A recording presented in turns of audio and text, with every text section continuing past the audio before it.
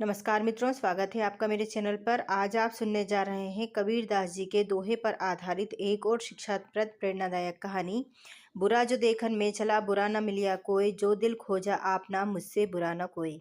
संत कबीर दास का यह दोहा है। वाराणसी की संध्या थी, गंगा की लहरें मंद गति से बह रही थी। करघे की ध्वनि के बीच कबीर अपने शिष्यों को जीवन का ज्ञान दे रहे थे। तभी उनका प्रिय शिष्य जगदीश कुछ उदास और व्यथित मन से उनके पास आया।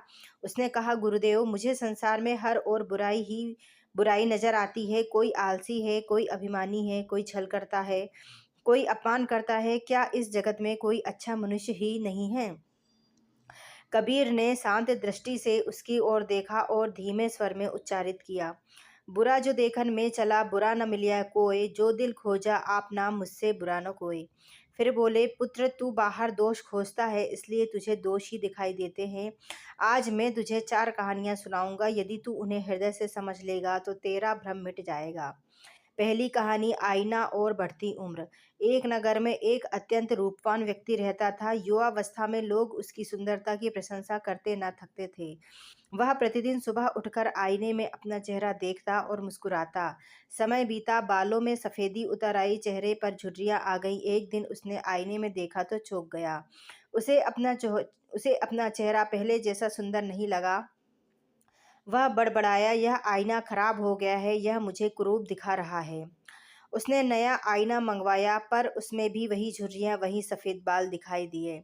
उसने दूसरा आईना खरीदा, तीसरा खरीदा, पर हर बार उसे लगा कि आईना दोषपूर्ण है। एक दिन एक संत उसके घर आए। उन्होंने देखा कि वह व्यक्ति क्रोध में आईना पटकने ही वाला है। संत ने पूछा, क्या बात है? उसने कहा, यह आईना मुझे गलत दिखाता है, मैं पहले जैसे सुंदर क्यों नहीं दिखता? संत मुस्कुराए और बोले, दोष आईने में नहीं है, दोष देखने की दृष्टि में है।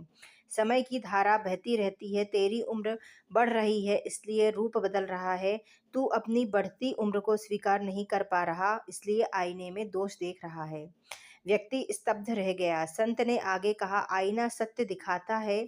यदि तू सत्य को स्वीकार कर ले तो तुझे आईना शत्रु नहीं, मित्र लगेगा। यह कहते हुए संत चले गए। उस दिन पहली बार उस व्यक्ति ने आईने में अपने वृद्ध होते हुए चेहरे को देखा और मुस्कुराया। उसे समझ में आ गया कि समस्या आईने में नहीं, उसके अहंकार में थी। कबीर ने जगदीश से कहा, पुत्र, संसार भी आईना है। यदि तू स्वयं में परिवर्तन स्वीकार नहीं करेगा तो हर सत्य तुझे कठोर लगेगा। जगदीश का सिर झुक गया। दूसरी कथा, दो युवक और कीचड़ भरा गांव। बरसात का मौसम था। दो युवक एक ही गांव से गुजर रहे थे। रात भर वर्षा हुई थी। सड़कों पर कीचड़ भर गया था। खेतों की मिट्टी बहकर रास्तों पर आ गई थी।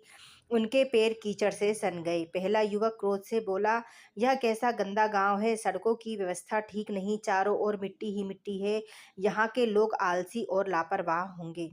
वह नाक भौं सिकोड़ते हुए आगे बढ़ा। उसका मन खिन्नता से भर गया।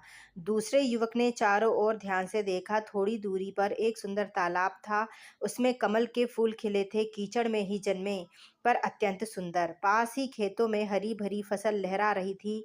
व्यवस्थित घर बने थे। लोग अपने कार्यों में लगे थे। कोई पशुओं को चारा दे रहा था, कोई बच्चों को पढ़ा रहा था। उस युवक ने प्रसन्न होकर कहा, वाह, कितना सुंदर गांव है।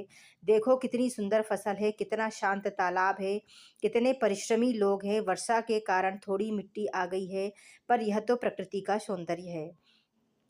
दोनों एक ही मार्ग से गुजरे। एक को केवल कीचड़ दिखा, दूसरे को कमल और हरियाली। पहले युवक का मन गंदगी से भर गया, दूसरे का मन आनंद से भर गया। कबीर ने जगदीश से पूछा, पुत्र, गांव वही था, अंतर किसमें था? जगदीश बोला, दृष्टि में गुरुदेव। कबीर मुस्कुराए, जब मन कीचड़ से भरा हो तो कमल भी नहीं दिखाई देता। तीसरी कहानी, अंधा और लालटेन। एक अंधा व्यक्ति था। जब उसे संध्या समय कहीं जाना होता, वह हाथ में जलती हुई लालटेन लेकर निकलता। गांव वाले उसका मजाक उड़ाते, देखो यह अंधा भी लालटेन लेकर चलता है, इसे क्या दिखाई देगा? कई लोग हंसते, कुछ ताने कसते, पर वह शांत रहता। एक दिन एक युवक ने पूछा, लोग तुम्हारा मजाक उड़ाते हैं, फिर भी तुम प्रतिदिन लालटेन लेकर क्यों निकलते हो? अंधा मुस्कुराया और बोला, मुझे इससे कोई फर्क नहीं पड़ता कि लोग क्या कहते हैं। मैं यह लालटेन इसलिए लेकर चलता हूँ ताकि मेरे आगे पीछे चलने वालों को रास्ता साफ दिखाई दे। मैं अंधा अवश्य हूँ, पर मैं स्वयं में बुराई नहीं देखता। मैं तो ईश्वर की संतान हूँ। यदि ईश्वर ने मेरे लिए यह जीवन निश्चित किया है तो मैं शिकायत क्यों करूँ? उसकी बात सुनकर पास खड़े एक संत भावुक हो उठे। उन्होंने लोगों से कहा, देखो, यह व्यक्ति आंखों से अंधा है पर मन से प्रकाशवान है, और तुम लोग आंखें होते हुए भी इसके भीतर बुराई खोज रहे हो। वास्तव में अंधा कौन है? गांव वालों का सिर झुक गया। कबीर ने जगदीश की ओर देखा। पुत्र, जो स्वयं को ईश्वर की रचना मानकर स्वीकार करता है वह दूसरों में दोष नहीं खोजता, और जो दूसरों का उपहास करता है वह अपने अज्ञान को प्रकट करता है। जगदीश की आंखें नम हो गईं। चौथी चौथी कहानी, दो भाई और बूढ़ी माँ। एक गांव में दो भाई रहते थे। उनके साथ उनकी वृद्ध माँ भी रहती थी। माँ बूढ़ी हो गई थी। कभी कभी हाथ कांपते थे, भोजन गिर जाता था। बड़ा भाई अपनी पत्नी के साथ माँ की सेवा करता, पर मन में कभी कभी खिन्न हो जाता। छोटा भाई अक्सर कहता, माँ अब बोझ बन गई है, इनसे घर की शोभा भी बिगड़ती है। एक दिन भोजन करते समय माँ के हाथ से कटोरा गिर गया। छोटा भाई क्रोधित हो उठा, देखो फिर गंदगी फैला दी। माँ की आंखों में आंसू आ गए। तभी पास बैठा बड़ा भाई बोला, भाई, क्या तुझे याद है जब हम छोटे थे, हम भोजन गिरा देते थे, कपड़े गंदे कर देते थे, तब माँ ने हमें कभी बोझ नहीं कहा। आज जब उनके हाथ कांपते हैं तो हमें दोष दिखाई देता है। छोटा भाई चुप हो गया। रात को उसने देखा कि उसका छोटा बेटा लकड़ी का एक कटोरा बना रहा है। उसने पूछा, यह क्या बना रहे हो? बालक बोला, पिताजी, जब आप बूढ़े हो जाएंगे तब आपके लिए यह कटोरा रहेगा, ताकि आप भी अलग बैठकर खा सकें। यह सुनकर छोटे भाई का हृदय कांप उठा। उसे अपनी कठोरता पर लज्जा आई। उसने माँ के चरणों में गिरकर क्षमा मांगी। कबीर ने कहा, पुत्र, जब हम दूसरों में दोष देखते हैं तो भूल जाते हैं कि समय भी हमें उस स्थान पर खड़ा करेगा। चारों कथाएं सुनकर जगदीश की आंखों में आंसू बह निकले।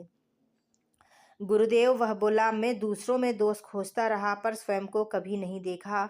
मैं भी तो वही कर रहा था, आईने को दोष देना, कीचड़ ही देखना, अंधे का उपहास करना और माँ में कमी ढूंढना।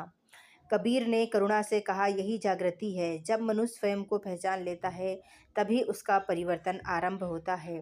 गंगा की धारा बह रही थी, सूर्य अस्त हो रहा था, वातावरण में शांति थी। जगदीश ने उसी क्षण संकल्प लिया कि वह प्रतिदिन अपने हृदय को टटोलेगा। यदि किसी में दोष दिखे तो पहले स्वयं से पूछेगा, क्या यह दोष मुझ में भी है? समय बीतता गया, उसका स्वभाव बदल गया। अब वह लोगों में अच्छाई खोजता। जहाँ पहले आलोचना थी, अब वहाँ करुणा। जहाँ कभी पहले क्रोध था, अब वहाँ धैर्य था। और वह हर किसी से कहता, संसार को दोष देने से पहले अपने मन को देखो, क्योंकि जब दिल खोजा आपना, तब जाना मुझसे बुरा न कोई। इस प्रकार संत कबीर की वाणी केवल शब्द न रही, वह जीवन का प्रकाश बन गई। और यह दोहा आज भी हमें यही सिखाता है, दृष्टि बदलो, जग बदल जाएगा, स्वयं को पहचानो, संसार सुधर जाएगा। धन्यवाद मित्रों। अगर आपको हमारी यह कहानी अच्छी लगी तो हमारे चैनल को लाइक और सब्सक्राइब जरूर करें। धन्यवाद। आपका दिन शुभ हो।